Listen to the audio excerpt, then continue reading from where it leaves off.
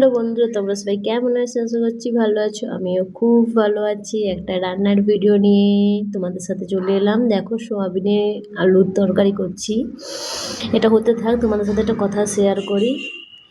দেখবে, বিয়ের পরে একটা মেয়ে যখন শ্বশুর বাড়িতে যায়, সেই বাড়িতে সে সুখে থাকতে চায়। যাতে আমি পরিবারে যখন এসেছি, অন্য পরিবারের মা বাপ ছেড়ে এসেছি, সেখান থেকে আসার পর আর একটা মা বাপ সেখানে এসে পাই।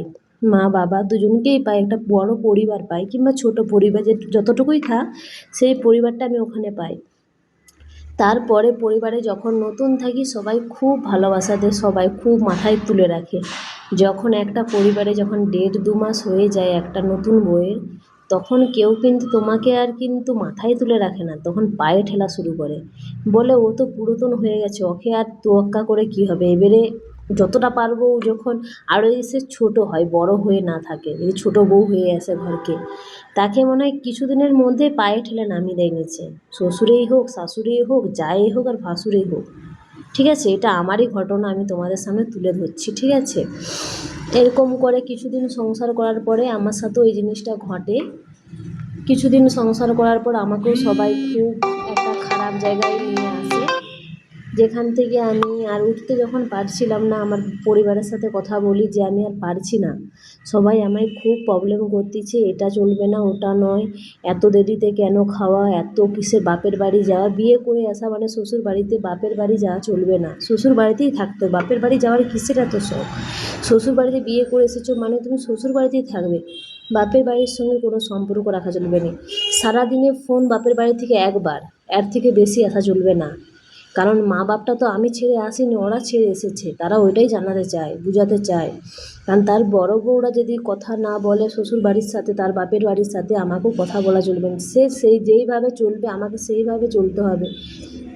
বাড়িতে যদি শ্বশুর শাশুড়ি থাকে, গার্জেন শ্বশুর কিংবা শাশুড়ি হয়ে থাকে, কিন্তু যদি সেই বাড়িতে যদি শ্বশুর শাশুড়ি না, গার্জেন হয়ে যদি যা গার্জেন হয়, ভাবো তাহলে সেই পরিবারটা কী অবস্থা হয়। কারণ এইটাই হয় বেশি, যে বড় বউ থাকে সেই বেশি গার্জেন হয় পরিবারে।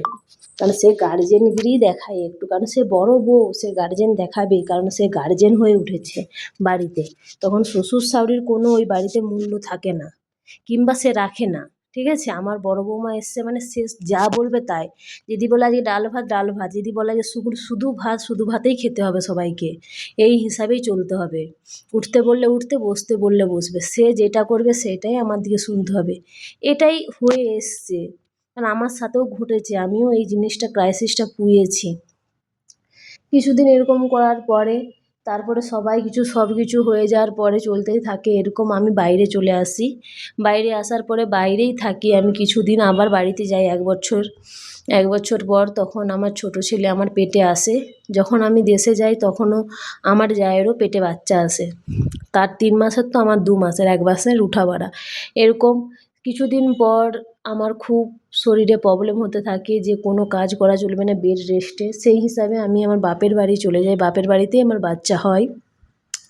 কিন্তু বাচ্চার কিছু প্রবলেমের জন্য যখন হসপিটালে আমার শাশুড়ি দেখতে আসে, তখন আমাকে ঘুরে কথা শোনাচ্ছে সে, যে তুমি তো এই নিয়মগুলো মানোইনি, বাইরে থেকেছো তুমি এই নিয়মগুলো জানোই না। আমি বলেছিলাম, ঘুরে উত্তর দিয়েছিলাম, আমি আর পারছিলাম না। আমার নিজের কষ্ট হচ্ছে, আমার সন্তানের এই জিনিসটা দেখে সেটা তুলে ধরছি না কী জিনিস, আমার নিজের কষ্ট। তার উপর তুমি আজকে দেখতে এসে তুমি এখানে এরকম ভাবে কথা বলতেছো। তুমি কোনোদিনও, আমি ছোটো বৌমা, কোনোদিনও ফোন করে আমাকে বলেছো যে এই জিনিসটা করতে নাই, দেখে শুনে থাকবে? কিন্তু না, কোনো দিনের জন্য তুমি ফোন করে বলোনি যে এই জিনিসটা করতে নাই। তুমি তোমার বড় বৌমাকে বলে এসেছো এইভাবে করতে নাই, ওইভাবে করতে নাই। সেই জিনিসগুলো তো আমি জানতাম না, তোমার তো বলা উচিত ছিল। আজকে যতটুকু আমার ছেলের এই জিনিসটা হয়েছে, ততটুকু দায়িত্ব, যতটুকু ক্ষতি হয়েছে শুধুমাত্র তোমাদের জন্যে। তাই বেশি তুমি এখানে কথা বাড়াও না, হসপিটাল থেকে চলে যাও, আমার ভালো লাগছে না শুনতে। কিছুদিন পর আমি আমার বাড়িতে চলে আসি। আসার পরে ওরা কিছুদিন পর আমার শ্বশুরমশাই দেখতে আসে। তারপরে যখন দেখে আমার ছেলের দোলনা আছে, সব কিছু আছে, সেইটা নিয়েও হিংসা বাড়িতে চালু হয়। আমার মেয়ে ছেলের এইটা হয়, তারপর আমার ছেলের অন্নপ্রাশন হয়, আমার জায়ের ছেলেরও অন্নপ্রাশন হয়। তার অন্নপ্রাশনে এত কিছু করেনি, ঘরোয়াভাবে করে নিয়েছিল। আমার অন্নপ্রাশনে ভাগবত ঠাকুর দেবতা সবই এসেছিল এবং লোকজন প্রচুর খাওয়ানো হয়েছিল। তারপর থেকে আমার যুদ্ধ ট্রাগল স্টার্ট হয়। বাড়ির লোকে যে বাড়ির ছেলের উপরে অভিশপ্ত হয়ে উঠতে পারে আমি কোনোদিন ভাবিনি। আমার বাড়ির লোকেরাই বাড়ির ছেলের বৌমার উপরে একটা জিনিস করলো, যেই জন্য আমরা ফেঁসে গিয়েছিলাম। ঠিক আছে, এরকম বাড়ির লোকে যে বাড়ির শত্রু হয় এটা কোনোদিনই জানতাম না। যে একজন বেড়ে গিয়েছে, তার পয়সা আছে বলে তাকে শেষ করে দেওয়ার জন্য তারা উঠে পড়ে লাগবে। তারা ওই হিসাবে উঠে পড়ে রাখলো আমার কীভাবে সব কিছু শেষ করবে।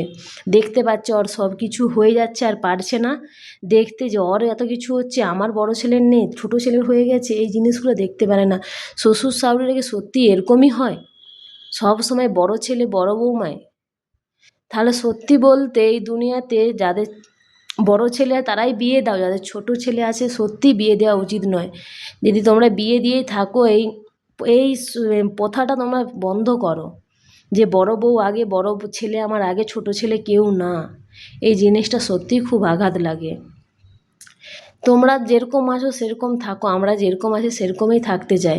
তোমরা আজ বড় হয়ে গেছো, তোমার দিকে তো আমি নিচে নামাতে চাইনি। আমি যেরকম ছোট আছি, আমি সব কিছু শেষ হয়ে গেছে আমার, আরও যাই, ভগবান আমার সব শেষ করে দাও, কিন্তু প্লিজ আমার পেছনে কেউ লাগো না।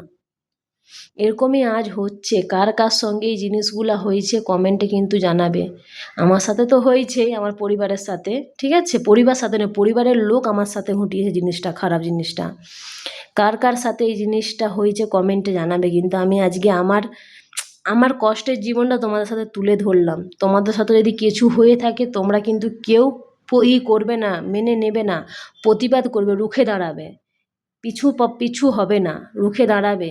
যদি না পারো, মা বাবার সাথে কথা বলে সেই জিনিসটা তুলে ধরো। ছেড়ে কাউকে দিবে না, শ্বশুর বাড়ি বলে ছেড়ে দিবে, ভুলেও ছেড়ে দিবে না। সবাইকে গুড আফটারনুন। আমার দুপুরের খাবার রেডি হয়ে গেছে। টাটা, বাই বাই সবাইকে। ভিডিওটা কেমন লাগলো, এমন কথাটা কেমন লাগলো কমেন্টে জানাবে। বাই।